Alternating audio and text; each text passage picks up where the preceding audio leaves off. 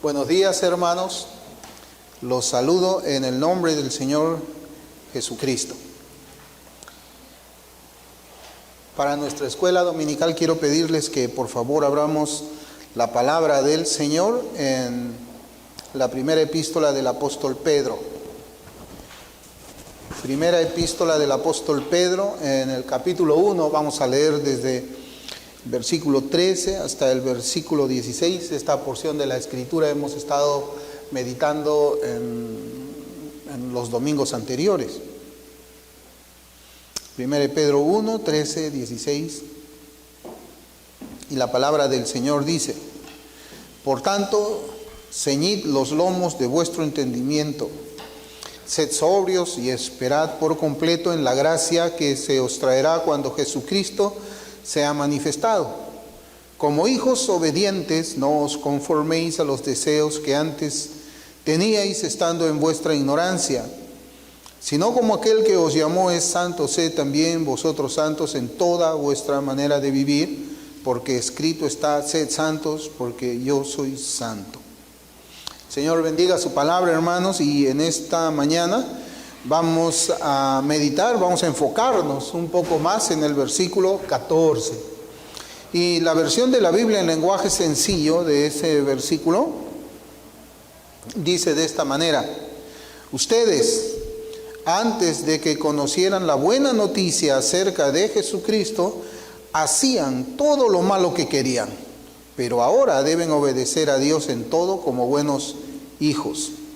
Yo siempre les he comentado que esta versión de la Biblia en lenguaje sencillo es una Biblia para niños, ¿no? O sea, la manera como es que traduce del griego al español es una forma en que es bastante fácil de comprender toda la instrucción que el Señor tiene para su pueblo, ¿no? Un poco más sencillo que Reina Valera 60, de tal manera que nosotros podamos rápida y sencillamente comprender qué cosa es lo que el Señor nos está demandando ahora por medio de su mandamiento.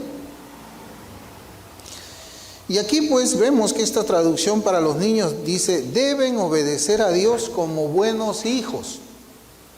Deben obedecer a Dios como buenos hijos. Debemos obedecer a Dios como buenos hijos. Y definitivamente, hermanos, las Escrituras pues nos enseñan acerca de la manera en que el Espíritu Santo obra en el pecador muerto en sus delitos y pecados, la forma en que obra poderosamente para traerlo a la vida espiritual, una obra de gracia que solamente Dios puede hacer. Ese es el principio, hermanos, de la salvación nuestra aquí en la tierra, ya aplicada en el tiempo en el que nosotros estamos aquí viviendo.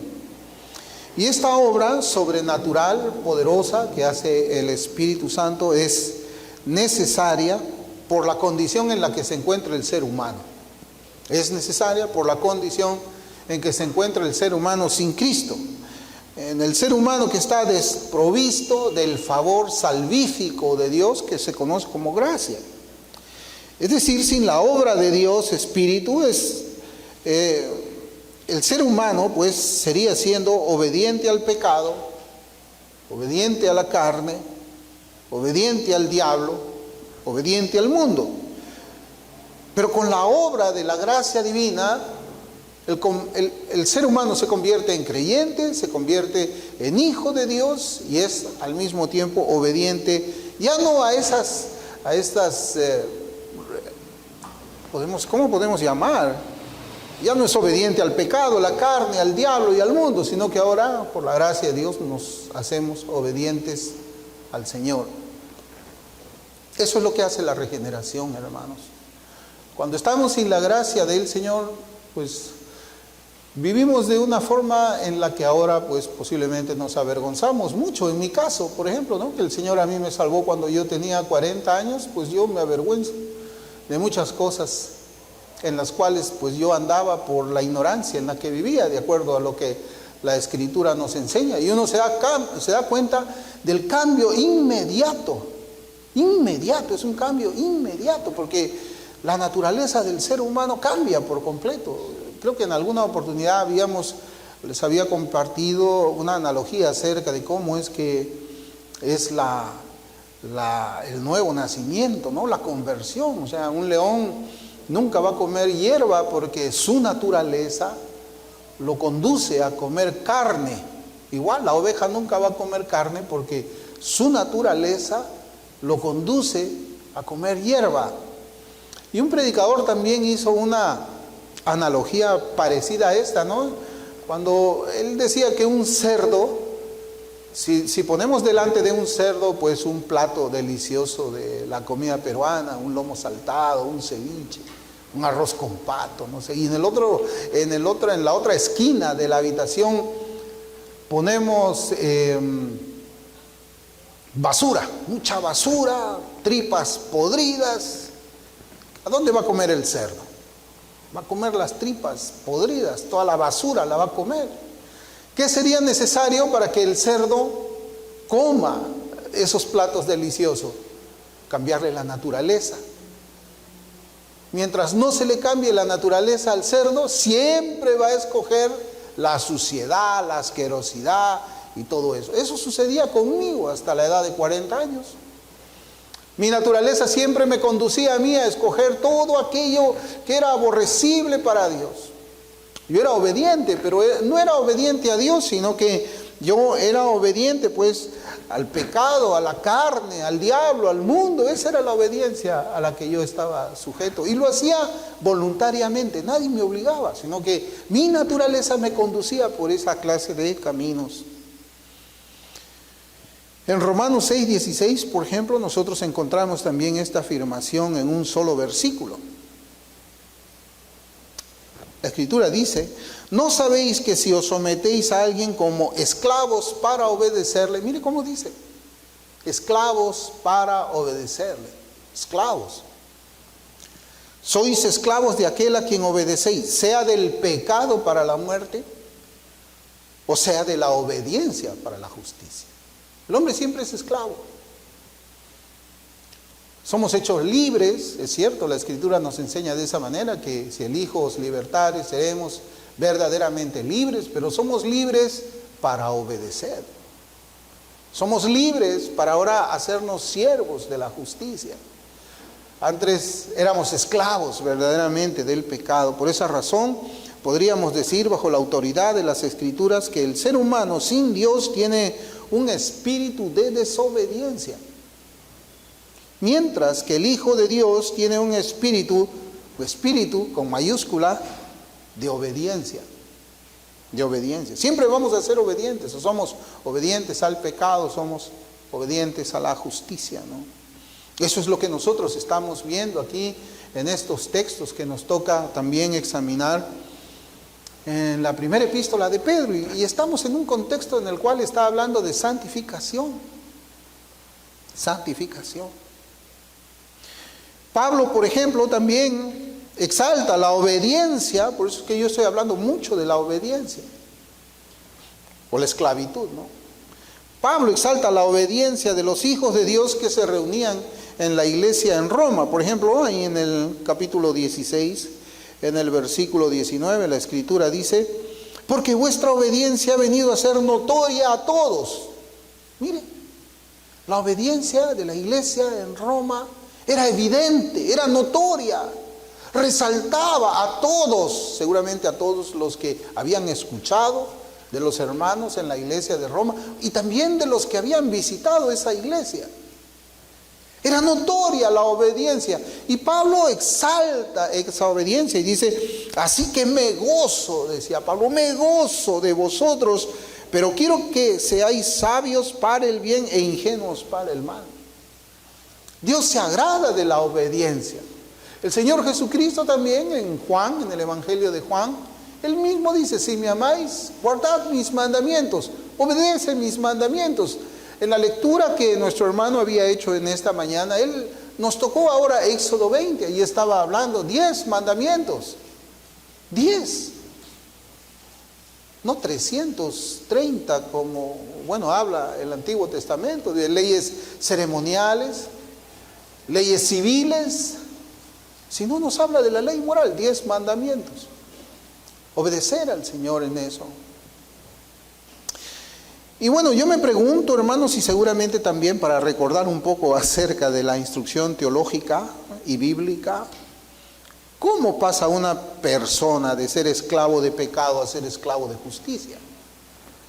Porque es evidente que hay un cambio.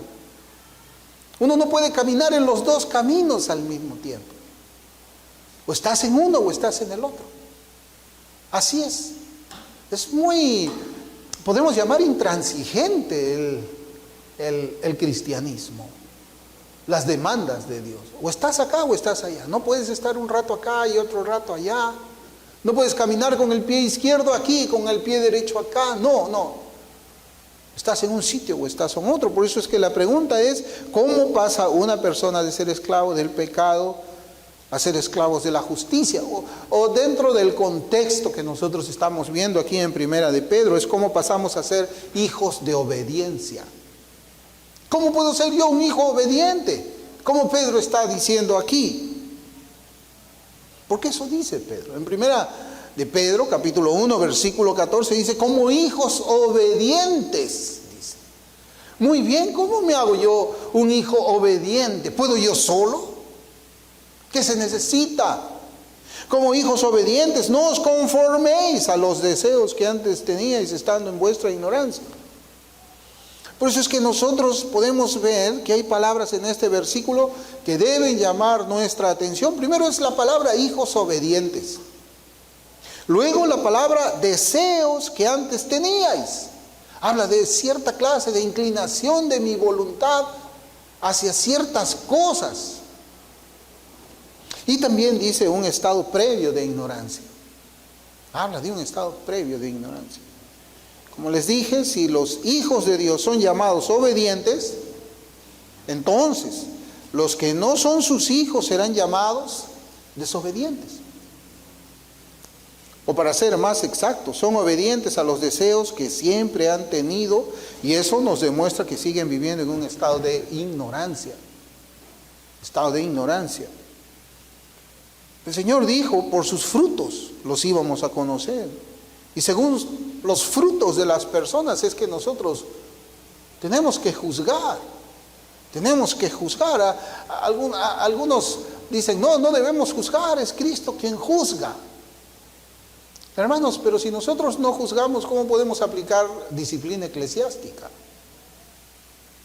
Si nosotros no juzgamos, ¿cómo podemos acercarnos a un hermano, como dice Mateo 18, y decirle, tú has pecado contra mí? Estoy haciendo un juicio. Tengo que juzgar la doctrina.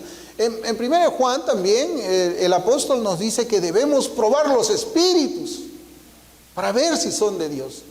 El juicio cristiano siempre está evaluando personas, sermones, circunstancias. Siempre estamos nosotros juzgando para poder determinar qué cosa es obediencia a Dios y qué cosa no es obediencia a Dios. Qué cosa es sana doctrina y qué cosa es una herejía o qué cosa es una blasfemia contra Dios. Eso se llama también discernimiento. Nosotros, pues, debemos de juzgar los frutos. Y más ahora, hermanos, en los tiempos en que nosotros podemos ver que todo está mal desde el evangelismo. Todo está mal en la iglesia desde el evangelismo. En una gran mayoría de las iglesias visibles, todo está mal. Desde el momento en que se le dice a una persona, tienes que hacer esta oración para que seas cristiano. Y luego se le dice, bueno, veo que tú caminas en la carne, pero eres un cristiano carnal. Eres hijo de Dios, pero carnal. Esa persona va a terminar muriendo. ¿Y a dónde va a ir su alma? ¿Al cielo? Acá habla de obediencia. Por eso es que nosotros tenemos que juzgar todas las cosas que nosotros tenemos en nuestras actividades como iglesia para saber si son bíblicas o no son bíblicas. Si quienes estamos aquí somos creyentes o no somos creyentes. La Escritura misma nos dice a nosotros mismos que debemos examinarnos. Examinar nuestra fe, examinar nuestros corazones, nuestras inclinaciones, nuestras preferencias, qué es prioritario para nosotros, qué cosa es secundario. Dios debe ser primero en todas las cosas. Si Dios no es primero en todas las cosas, nunca vamos a obedecer. Nunca. Nunca vamos. Peor aún si es que ponemos las inclinaciones pecaminosas, las inclinaciones carnales antes que a Dios. Eso es peor todavía. Es peor. Porque el pecado viene a ser el Dios nuestro y no el Dios de la Biblia. Pero hoy se ha hecho, pues, como yo les digo, la división que promueve el liberalismo dentro de las iglesias visibles, por la cual hay cristianos carnales. Es decir, cristianos que obedecen los deseos de su carne y desprecian la obediencia a los mandamientos de Dios, dizque porque son cristianos carnales. Pero esto, hermanos, no es algo que solamente podamos reconocerlo en una iglesia arminiana, dentro de la iglesia reformada o dentro de muchos que dicen que son reformadas también. Está, por ejemplo, muchos reformados que se oponen a la ley moral de Dios, son antinomianos, aborrecen la ley del Señor, esa que hemos leído ahora en la lectura de esta mañana. Ellos aborrecen someterse como esclavos a la justicia porque dicen, no, eso es salvación por señorío. El señorío implica obedecer a Cristo, pues ya no es gracia. Estoy salvándome porque obedezco. Mire qué inteligente es el diablo. Es astuto para jugar con las palabras obediencia y gracia, señorío y libre oferta del Evangelio. No, hermanos. Aquí la Escritura nos enseña a nosotros claramente como hijos obedientes. Es decir, hay hijos obedientes y hay otros que no son obedientes ni hijos, o hijos del diablo más bien. Esta forma, pues, de pensamiento de cristianos carnales o salvación por señorío denota, pues, un divorcio entre los pastores y maestros del pasado con el cristianismo que muchos oradores promueven desde sus atriles. Hay un divorcio, hermanos. Y en tanto que nosotros como iglesia no nos aferremos a esa ortodoxia antigua que fue afirmada, enseñada y practicada por la iglesia en el siglo XVII y XVIII y algunas del siglo XIX, pues nosotros vamos a ser parte de este debilitamiento de la iglesia. Esta mimetización que tiene la iglesia con este mundo, que cada vez sus valores morales están siendo más y más destruidos. Entonces, la santidad, que es de lo que nosotros estamos hablando, porque cuando hablamos de obediencia hablamos de santidad. La santidad ha sido vista siempre como una semilla implantada por Dios en el corazón regenerado de un creyente, la cual da frutos de santidad, que en las palabras de Horacio Bonar, un puritano que vivió desde 1808 hasta 1889, él dice lo siguiente: la santidad se extiende hasta cada parte de nuestra persona, llenando todo nuestro ser. Se infunde por nuestra vida, ejerce influencia en todo lo que somos, hacemos, pensamos, hablamos o planeemos, pequeño o grande, externo o interno, negativo o positivo, nuestro amor, nuestro odio, nuestro pesar, nuestro regocijo, nuestras recreaciones, nuestro negocio, nuestras amistades, nuestras relaciones, nuestro silencio, nuestras palabras, nuestra lectura, nuestra escritura, nuestras salidas y entradas, en toda nuestra persona, en cada movimiento de espíritu, alma y cuerpo. Es eso la santidad. La santidad gobierna todo en nuestras vidas. Ahora él pues vivió en el año 1808 hasta 1889. Pero si viviese hoy día, también él diría, además de todo esto que está aquí, diría lo que miramos en la televisión y lo que no miramos en la televisión. Lo que vemos en nuestros teléfonos y lo que no vemos en nuestro teléfono. Lo que vemos en el internet y lo que no vemos en el internet. Todo eso, hermanos, debe ser afectado por la semilla de la santidad que Dios pone en cada uno de los suyos en el momento en que lo regenera, en el momento en que le da vida espiritual. ¿Pensamos así todos? No, hermanos, no. Son pocos. Hoy día existe una redefinición de lo que es la santidad. Ahora es una santidad que no es tan apretada. No es una que va a guiar tus amistades, por ejemplo. No, tú puedes juntarte ahora aún con personas, estar metido en reuniones con personas que blasfeman el nombre de Dios. hablan palabras sucias. No, no es necesario que te quites de allí. Eres la luz del mundo, tienes que permanecer ahí, reírte de esos chistes. No, pues ahora puedes mirar lo que tú quieras en la televisión también, ¿no? Puedes hablar tú mismo de la manera que quieras hablar. No, hermanos, la santidad afecta toda la vida del creyente, toda la actividad del creyente. Dios es primero, vivimos para Dios. Sabemos que estamos, cada paso que damos y el lugar en donde nosotros nos encontramos, sabemos que estamos bajo la presencia de Dios, la mirada de Dios. Eso es lo que nosotros sabemos. Por eso es que después que nosotros hacemos esta definición que yo considero que es bíblica, y espero que también ustedes consideren bíblica, yo pregunto, ¿deberíamos llamar hermanos a aquellos que no se santifican para el Señor? ¿Deberíamos nosotros? Este versículo que hemos leído en 1 Pedro 14 diría que no. Aquellos que viven cediendo a sus deseos de siempre no son hijos obedientes. No son hijos obedientes, no son hijos de Dios. Y si no son hijos de Dios, no son hermanos de aquellos que sí le obedecen al Señor y se esfuerzan por obedecer al Señor Jesucristo. En 1 Juan, mire cómo dice 1 Juan 3:3, dice, y todo aquel que tiene esta esperanza en Él, o sea, todo el que tiene la esperanza en Jesucristo, la esperanza en la consumación de su reino cuando Él venga, que tiene toda esta esperanza cuando Él va a culminar la salvación futura a la que nosotros estamos esperando también, como dice Pedro. Todo aquel que tiene esta esperanza, dice, se purifica a sí mismo. Esa es la conexión. Mi esperanza está puesta en Dios. En aquel día en que Él va a venir a juzgar a los vivos y a los muertos. Entonces, mientras yo tengo mi esperanza puesta en Dios, ¿qué hago? Me purifico, me santifico. ¿Y cómo dice?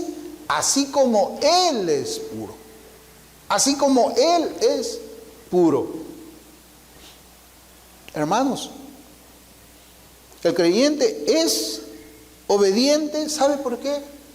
Porque nace de la obediencia. Nace de la obediencia. En 1 Pedro 1:22, que no vamos a tratarlo profundamente, pero quiero citarlo porque precisamente yo quiero que nosotros, hermanos, miremos que la Escritura nos dice de que el creyente comienza su vida con obediencia y continúa su vida con obediencia también. 1 Pedro 1:22 dice, habiendo purificado vuestras almas por la obediencia a la verdad, mediante el Espíritu. O sea, obedecimos el Evangelio. Obedecimos cuando el Señor, por medio del predicador, nos decía, arrepiéntete de tu maldad y pon tu fe en Jesucristo. Obedecimos a esa voz, a ese mandamiento, a ese llamado. ¿Por qué? Mediante el Espíritu.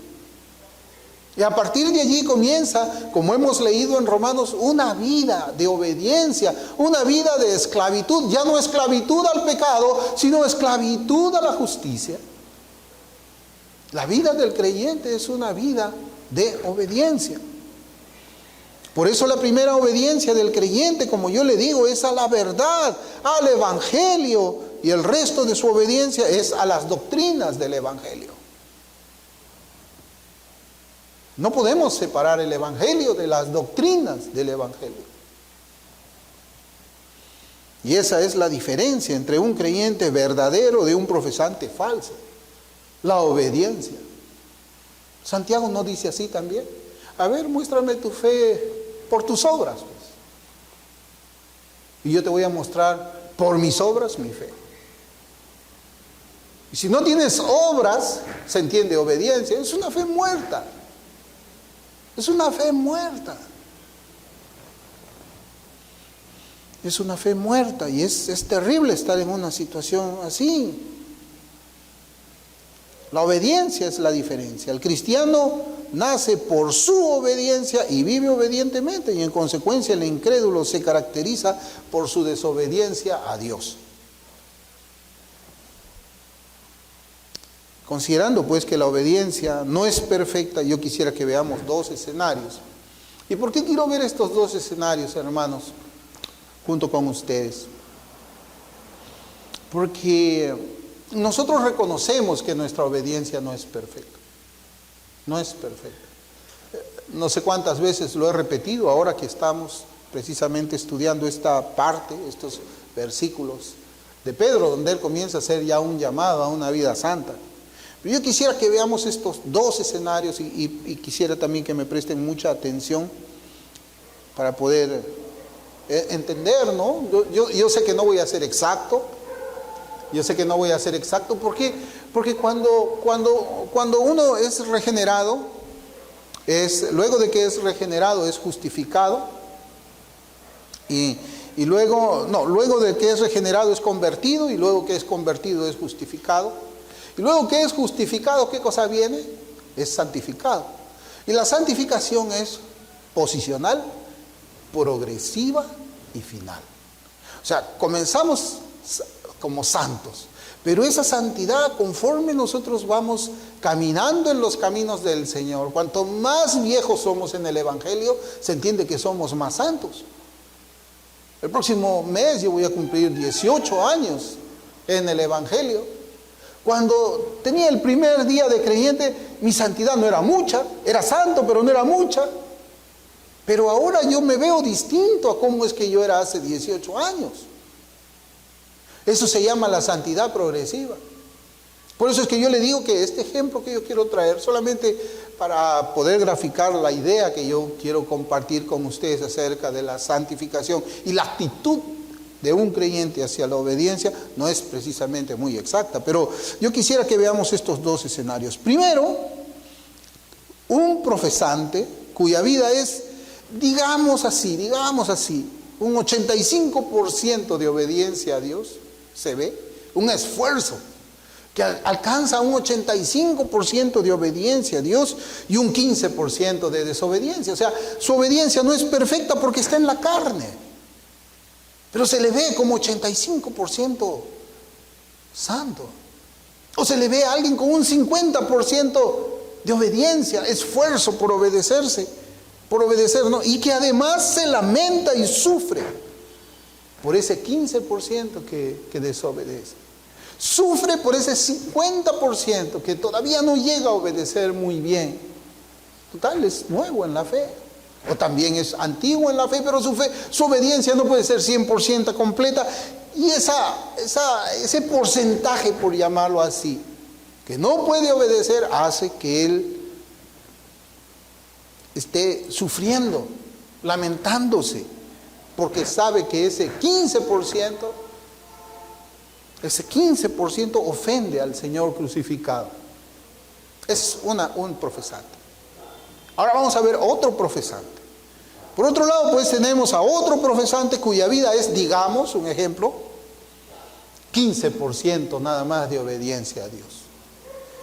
Y un 85% de desobediencia a Dios, digamos.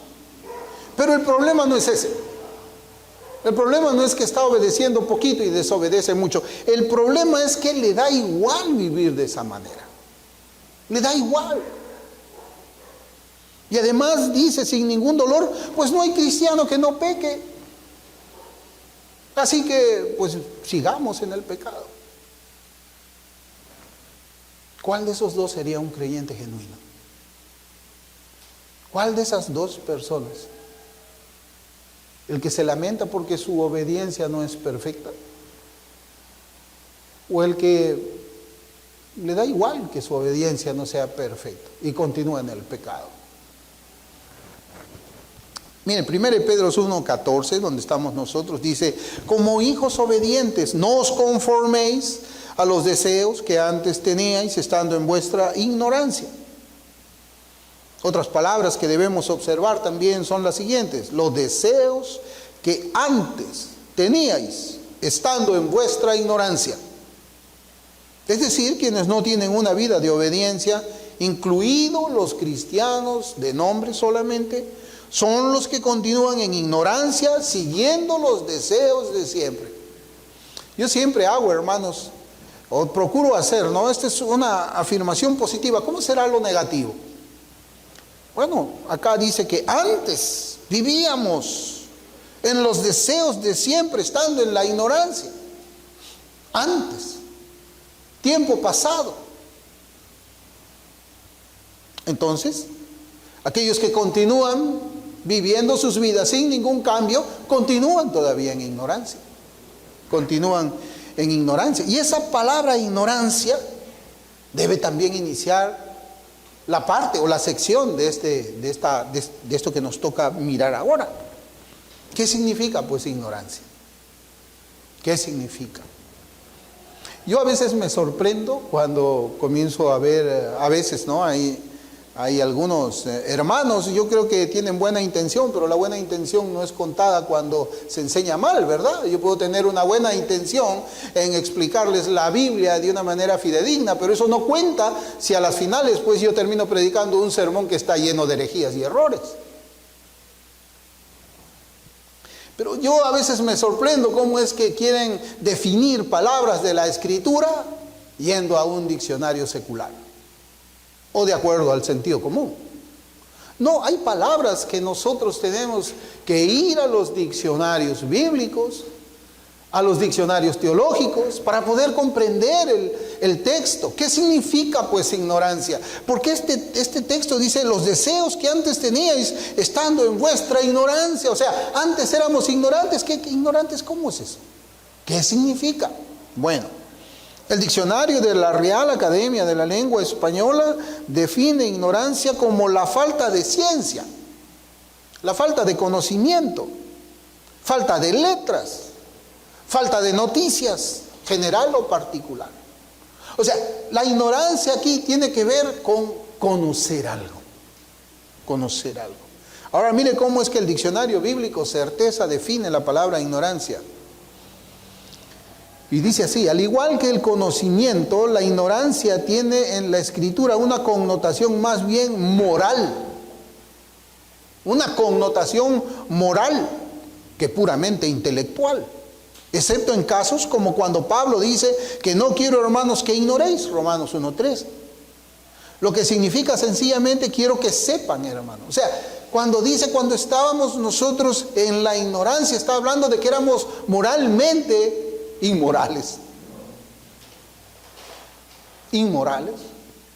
Antes vivíamos en inmoralidades para el Señor.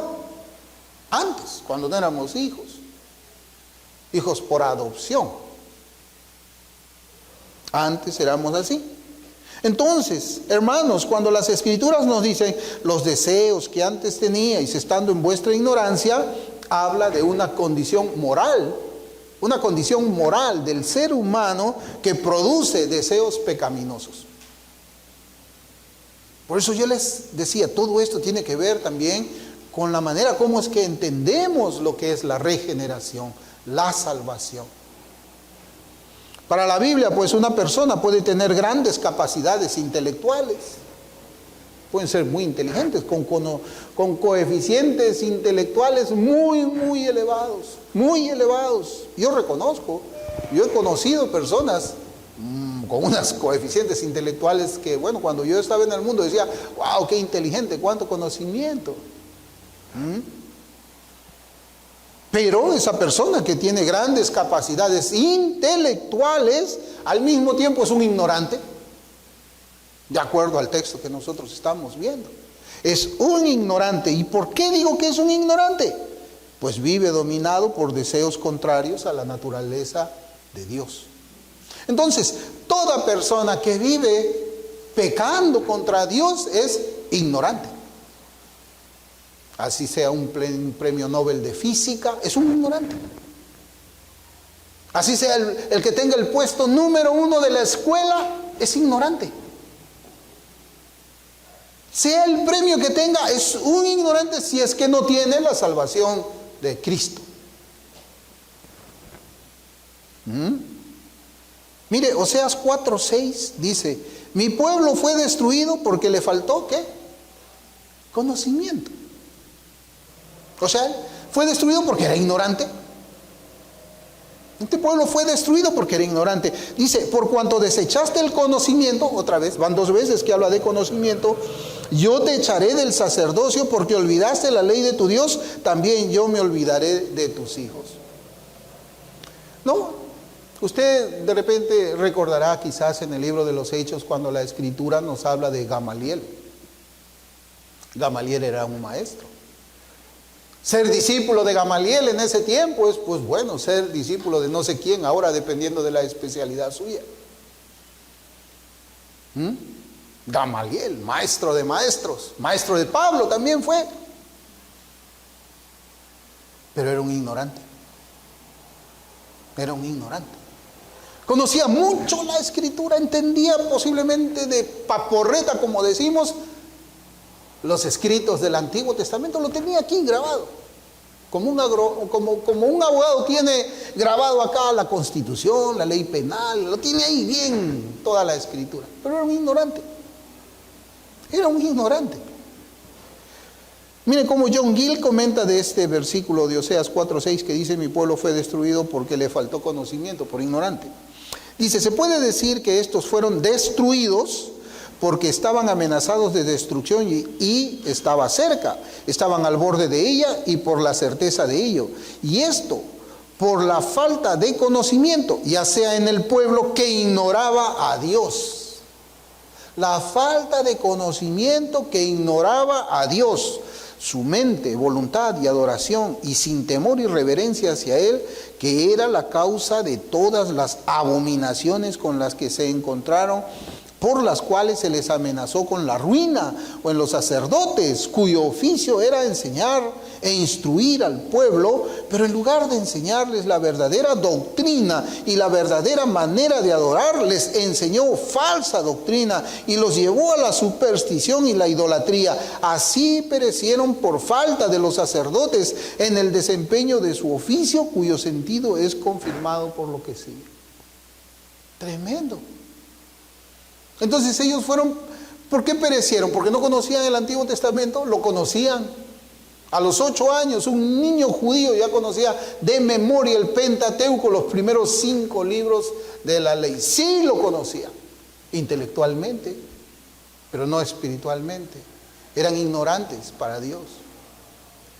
Y esto pues nos enseña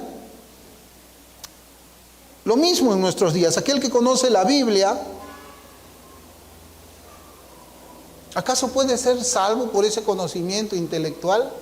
Eso se llama, hermanos, sandemanianismo. Fue uno de mis primeros sermones cuando comencé en el ministerio. El sandemanianismo. Así como existe una corriente que dice tú haces tu oración y ya eres hijo de Dios. Había otra corriente también que decía, tú crees la doctrina correcta, la doctrina ortodoxa, entonces también eres hijo de Dios. Así como el otro lado se hablaba de una regeneración decisional, porque tomaste tu decisión, acá nosotros encontramos una regeneración doctrinal, porque conoces sana doctrina. Las dos son herejías. Las dos son herejías. Ninguno es salvo por el conocimiento intelectual. Nosotros somos salvos por gracia, por medio de la fe. Yo también he podido comprobar de que hay profesantes que pueden conocer la Biblia, pero no conocen a Dios. Conocen la Biblia, pero no conocen a Dios. Y ellos van a perecer por falta de conocimiento, así como los judíos. ¿Y cómo sé que no conocen a Dios?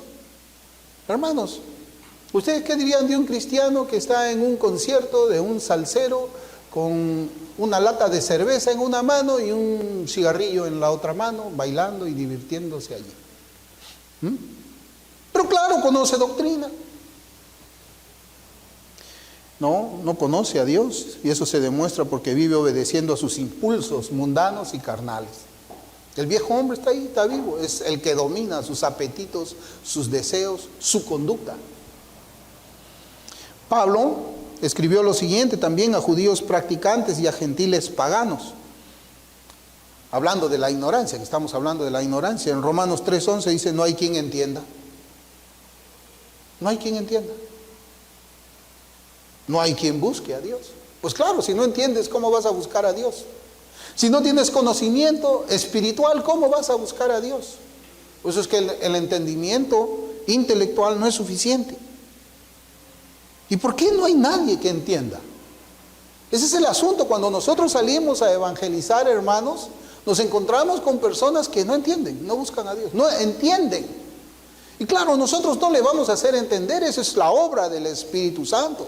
Nosotros sí tenemos que acercarnos a ellos, rebatir sus argumentos muchas veces. Porque el impío es así. El impío, cuando le quieren hablar de Dios, pone inmediatamente adelante una barrera invisible para detener cualquier información acerca de Dios. Así he sido yo también.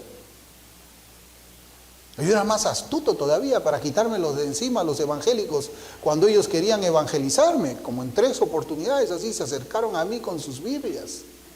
¿Saben qué les decía yo? Ok, te voy a escuchar, pero en el bar, vámonos en el bar, tomamos 2 cervezas y me vas hablando del evangelio. No, yo no puedo hacer eso. Entonces no te voy a escuchar. Esa es mi condición, les decía. Hermanos, así era yo. Porque yo sabía que ellos no bebían. Bueno, ahora es distinto, ¿no? Ahora sí, ahora seguro que yo le digo a alguien, vamos, te invito a una cerveza, pero ¿por qué una? ¿Por qué no 5, 6? Vamos. Dios prohíbe la borrachera, nada más, podemos tomar. Los tiempos están cambiando. Pero hermanos, no hay quien entienda. Y eso se conoce en la teología como los efectos noéticos del pecado. Busque usted en Google, de Noé. Efectos noéticos del pecado. ¿Qué significa? Que la caída de Adán ha destruido todas las facultades internas, espirituales del ser humano. Así nacemos, y si Dios no hace su obra salvífica, así moriremos también en ignorancia. Un incrédulo ve al mundo de una manera distinta como un cristiano lo ve, no solamente en cuanto a la salvación del alma se refiere, sino en todas maneras de vivir. Y esto se debe a que en su mente no puede ver a Dios como el centro del universo. Desde que la verdad no está en él, todo su mundo es una mentira. Todo su mundo. Así vivíamos nosotros. Un ejemplo lo encontramos en los fariseos. Ellos conocían, como yo les digo, intelectualmente las escrituras del Antiguo Testamento. Por supuesto que las conocían, pero eran ignorantes en cuanto a una salvación salvífica con Dios. El Salmo 53, versículos 2 y 3 dice: Dios desde los cielos miró sobre los hijos de los hombres para ver si había algún entendido que buscara a Dios. Versículo 3. Cada uno, se había vuelto atrás. Después dice, todos se habían corrompido. Y después dice, no hay cero, no hay quien haga lo bueno, no hay ni aún uno. Eso es lo que Pablo recoge y lo enseña en el Nuevo Testamento en Romanos 3. No hay uno. Cada uno, todos se corrompieron. No hay quien entienda, absolutamente ninguno. Y nadie va a entender hasta que Dios no haga su obra previa en nosotros. Y debemos agradecerle al Señor por eso, porque Él ha hecho su obra en nosotros. Y nos quitó de nuestra ignorancia y nos enseñó a Cristo, al amante que ahora tenemos nosotros. Quien no hace lo bueno, no obedece a Dios. No es un entendido bajo la autoridad de las Escrituras. Hermanos, entonces la obediencia es la marca del conocimiento verdadero de Dios. Eso. La obediencia es la marca del verdadero conocimiento de Dios. La pregunta es, ¿cómo pues nos volvemos obedientes? ¿Cómo? ¿Está en alguna forma de conocimiento o información correcta que el cerebro debe procesar? Eso es gnosticismo. Absolutamente no. No es que yo entiendo las doctrinas de la gracia, me volví cristiano. Absolutamente no. Es la obra del Espíritu Santo. ¿Cómo pues nos volvemos obedientes? ¿Cómo? Porque él sí es obediente, él no es obediente. Y los dos están escuchando el mismo evangelio, los dos están escuchando el mismo mensaje, los dos van a la misma iglesia, pero ¿por qué este sí obedece y el otro no obedece? Es porque el que obedece ha experimentado la obra salvífica de Dios. Miren, en Ezequiel 36, versículos 25 y 27, el profeta ya está hablando de cómo es que Dios va a obrar cuando la semilla cae en buena tierra, que Dios mismo prepara. Dice, esparciré sobre vosotros agua limpia y seréis limpiados de todas vuestras inmundicias y de todos vuestros ídolos os limpiaré. 26, os daré corazón nuevo. Eso no puede hacer el hombre. Eso no podemos hacer. Nadie puede hacer eso. Bueno, os daré corazón nuevo y pondré espíritu nuevo dentro de vosotros y quitaré de vuestra carne el corazón de piedra y os daré un corazón de carne. Esta es la obra poderosa de Dios. Nadie puede hacer eso por sí mismo. Y dice, y pondré dentro de vosotros mi espíritu y yo haré que andéis en mis estatutos y guardéis mis preceptos y los pongáis por obra. Así es como un hombre natural se convierte en obediente, en hijo de Dios. Es la obra suprema, sobrenatural, todopoderosa de Dios, quien en su infinita compasión y gracia tiene misericordia de nosotros y nos hace hijos suyos, previamente haciendo todo esto, sin que lo veamos, sin que podamos resistirnos. Es una obra invisible, nadie puede ver cómo es que su corazón de piedra es quitado y puesto el corazón de carne. Nadie puede ver cuando el Espíritu Santo viene a morar en cada uno. Como dijo el Señor, así es el Espíritu. No lo vemos, pero vemos sus efectos, le dice a quién, a Nicodemo. ¿Cómo sabe usted que hay viento? Porque los árboles se mueven, porque siente la brisa en su cara. ¿Vemos al viento? No lo vemos, pero vemos lo que produce el viento. Así es Dios produciendo santidad en su pueblo. Así es. Hermanos, muchos se ofenden cuando le damos gloria a Dios por esta salvación monergista, la energía de uno obrando todo esto. Muchos se ofenden. Pero las cosas son como son. La obediencia es una obra poderosa de Dios en el creyente verdadero. Y es más, Cristo lo reconoce cuando ora al Padre diciendo, en Juan 17, 17, dice, miren, la oración, acá está Cristo como nuestro intercesor y dice, santifícalos. Mire cómo le ora al Padre, santifícalos en tu verdad, tu palabra es verdad. Ahora yo pregunto, ¿Dios Padre responde esta oración? Por supuesto. El Padre accede a esta oración. ¿Y qué es la respuesta del Padre a esta petición que hace Cristo? Muy bien, hijo, voy a santificar a los tuyos. Los voy a santificar. Y el Padre nos santifica. ¿Y cómo nos santifica? Pues nos hace obedientes. Solamente una teología como esta puede traer toda la gloria a Dios. Solamente esta teología, al presentar al ser humano sin Cristo como una persona ignorante, desprovista de sabiduría verdadera. Aquí no hay nada que yo colaboré, yo puse mi granito de arena, mi libre albedrío, absolutamente no. Es Dios. Toda la gloria es para Dios. Mire cómo dice el Salmo 111, versículo 10, dice, el principio de la sabiduría es el temor de Jehová. Buen entendimiento tienen todos los que practican sus mandamientos. Su loor permanece para siempre. Pero ahí está, mire, buen entendimiento, está hablando de conocimiento. Buen entendimiento tienen todos los que practican sus mandamientos, los que obedecen, no son ignorantes. Antes andábamos nosotros en esa ignorancia. Hermanos, los seres humanos están divididos solamente en dos grupos. Y esto lo vemos en Romanos capítulo 8, versículo 6. Dice, porque el ocuparse de la carne es muerte, pero el ocuparse del espíritu es vida y paz. Algunos viven ocupándose de la carne. Otros viven dedicándose al espíritu, ocupándose al espíritu. Donde los primeros, o sea, los que se ocupan de la carne, se mueven pues según las concupiscencias de sus corazones. Aborrecen la luz, aman las tinieblas, no tienen dominio frente al pecado, son dominados y dirigidos por su carne, son esclavos del pecado y necesitan a alguien que pueda libertarlos de esa esclavitud, alguien fuera, porque uno solo no puede hacerlo. Y esta diferencia la podemos pues aplicar a aquellos que se llaman a sí mismos como conservadores. Yo soy, hermano, muy cuidadoso en esa parte. Conservadores. Yo creo que estamos escuchando mucho en estos días acerca de los conservadores. Ellos, los conservadores, son diferentes. Hablando de conservadores nada más, nada más. Son diferentes y opuestos a los cristianos genuinos. Es cierto, ellos pueden afirmar que quieren lo bueno, quieren lo que es decente, quieren lo que es moralmente apreciado, pero en realidad ellos también aborrecen al Señor Jesucristo y a su evangelio. Hay una diferencia entre ser conservador y ser cristiano.